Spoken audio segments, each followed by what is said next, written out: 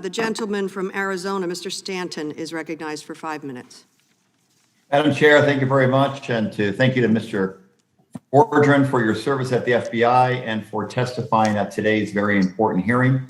In recent years, we have witnessed cyber threats and cyber attacks as they become more sophisticated, more targeted, and more harmful. These attacks not only are directed at strategic national security operations, but also essential infrastructure, educational institutions, and local governments.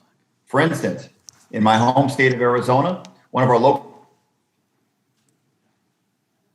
community colleges was forced to cancel classes when a cyber threat was detected in their network. Luckily, they were prepared, they took preventative measures, and they safeguarded their students and their employees' information. But these smaller incidents don't always get the national attention like the bigger attacks on Colonial or JBS.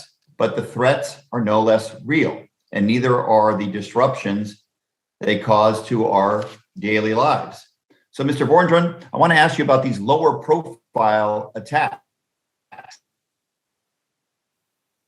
In February of 2022, the Cybersecurity and Infrastructure Security Agency published an alert that the FBI had observed some ransomware groups shifting away from so-called big game hunting in the United States and instead increasingly targeting smaller victims to avoid scrutiny from the federal government.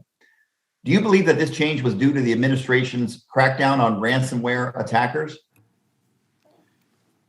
No, sir. I just think that we are seeing an evolution of the criminal enterprise that instigates and catalyzes ransomware attacks, and they are going to go where they can find the most routine financial gain on a routine basis. So they're going to go where the money is, and that's the bottom line. Why are small to mid-sized victims a safer bet for ransomware groups? Sir, my opinion on that question is that smaller entities are not as well resourced as some of these larger entities.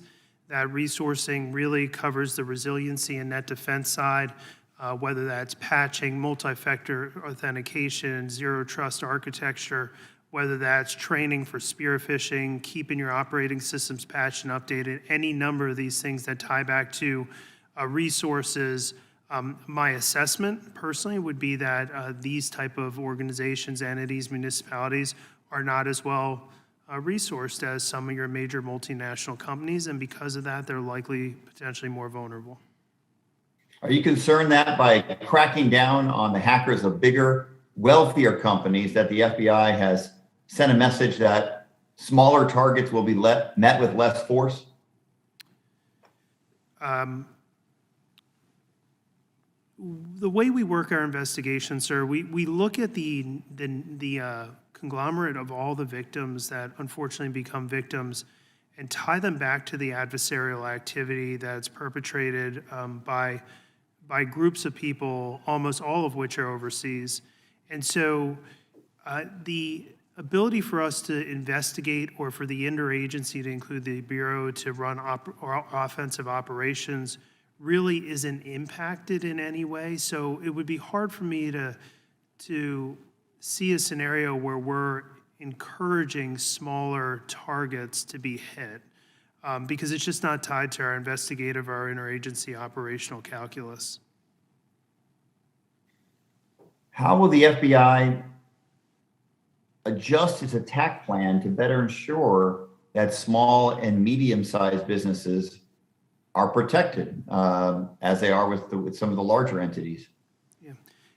Sir, so the FBI is always available for these entities, and we would encourage those relationships to start if they're not already present.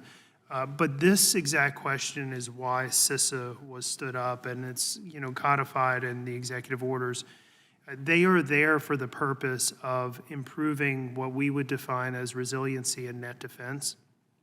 And they have these resources in their mission statement or as part of their mission and available for the exact type of groups that you're talking about. And so they are, in the U.S. government, the best entity for those small businesses to really work with to improve their net defense plans. The FBI and CISA have a tremendously strong operational day-to-day, week-to-week relationship. What we can do is we're sharing indicators of compromise, latest intelligence that can better inform the net defense side that CISA carries forward. I appreciate your testimony today, and I will yield back.